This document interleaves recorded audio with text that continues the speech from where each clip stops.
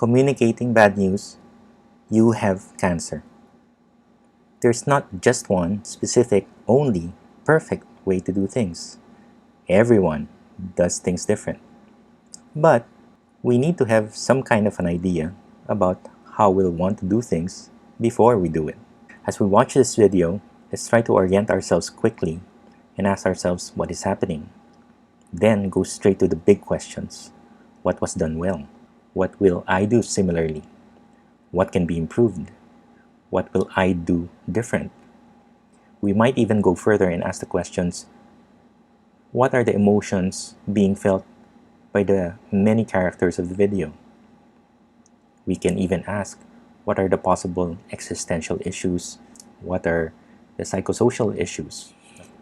This video shows a patient who has seen the provider before. The provider ordered several tests, and one of the tests was a colonoscopy. The one who did the colonoscopy, and it wasn't clear whether it was her or someone else, found a mass and a biopsy was taken. Unfortunately, the biopsy showed cancer. And therefore, the bad news to be delivered today is, you have cancer. What follows is a list of the most common reactions of young learners when shown this video. We have actually used this video for more than 12 years in the training of young providers. And interestingly, a lot of their reactions are very, very similar. The doctor says, I know you want it straight. And then she goes to say, the mass in your bowels is a cancer. The young audience reacts. They say, it feels too fast. The biggest problem here, I think, is that we don't know what happened before. Of course, we have to be honest. This is a video clip. It's a training video clip. And we have actors acting a part. There really wasn't anything that happened before. But assuming that this is an actual case, then the problem is we don't know what happened before. If there was a good working rapport and deep, trusting, caring relationship between the doctor and the patient and his family, and when the doctor says, I know you want it straight, she truly believes and meant it, and the family and the patient agrees, then there's no big issue. If, however, the doctor has only seen the patient a few times and there wasn't any clear rapport or caring, trusting relationship, then there might be a problem. The reaction of the young learners is probably due to their observation in the way we do modern medicine nowadays. It's very busy. It's very hard to create this deep, trusting, caring relationship that would be very, very useful in this kind of situation. And therefore, they assume that this scenario was happening without such rapport. Most of the people watching this video would comment that they truly like this doctor. They feel like if they were the patient, they would trust this doctor. They would feel cared for. They would feel that this provider will take care of them. And when asked, they'll mention a few things.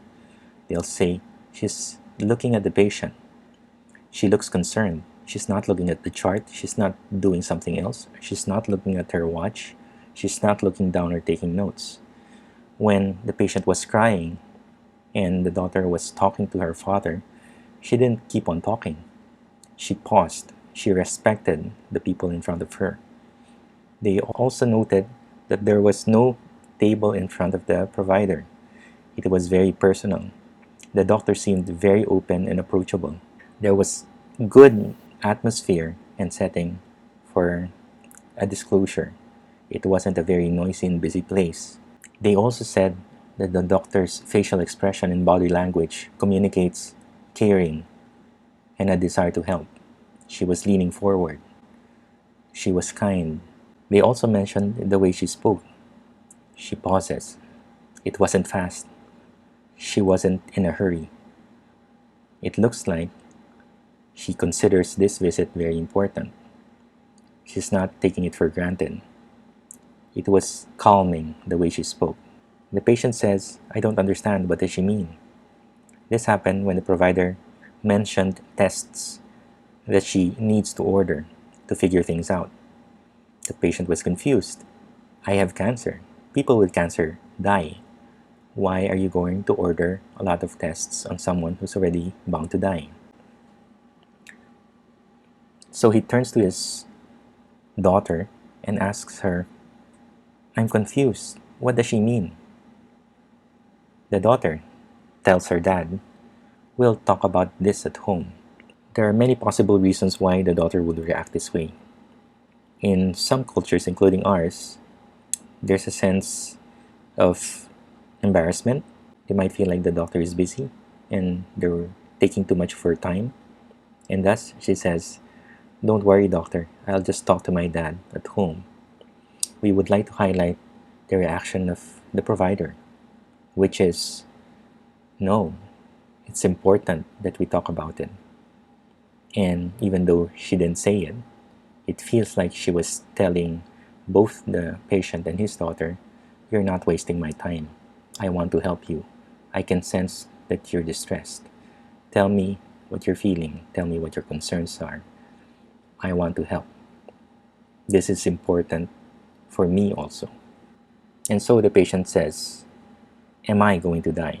Meaning, I have cancer. I'm going to die. Why are you ordering tests?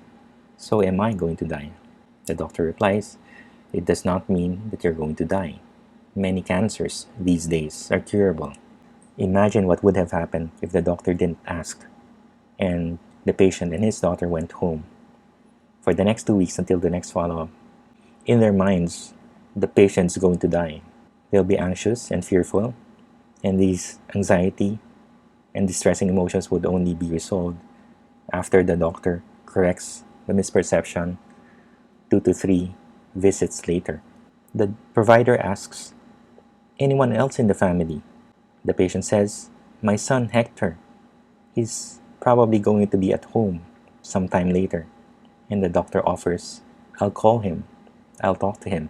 I'll explain things to him. This simple offer to call the son shows the family that the doctor truly cares for them. She wants to help them out. She wants to support them. It is clear that it would be very, very difficult for the patient and his daughter to explain things to the son, Hector. They're already distressed, and surely the son, Hector, would be distressed and ask several questions which might cause further distress for them and which they might not be able to answer. And so the doctor shows good understanding, empathy, compassion, and a desire to help when she offered to call the son. Simple offers, acts, and words such as these go a long way. One of the goals of the visit is to comfort the patient, to calm them down, even if they have received clearly very distressing news. And one thing that would help them out is the thought that there is a very supportive, caring provider who will help them out. A good way to end the visit. Near the end of the visit, the doctor says the following, we'll take this one step at a time. This is an important and very useful statement. When someone receives a very distressing news such as this, you have cancer, which clearly may cause a lot of suffering, can be very costly, and can even lead to your death. One tends to think of so many things all at once. What will happen to me? Will I suffer? Will we lose money? Would we have enough money for treatment? What would happen to my daughter if I die? What would happen to my son? And so, the statement, let's take this one step at a time, becomes very helpful. But this statement cannot stand alone. It has to be followed with, and I'll do everything to help you, each and every step of the way. You might even say something like, if you have any questions at any time, at any step along the way, you can call me up. And so we have a very comforting end to the visit. Let's take this one step at a time, and I'll do everything to help you each and every step of the way. It's not just you and the family, it's you, your family, and me helping you out. So don't worry, one step at a time. And if you have any questions at any step, you can call me up.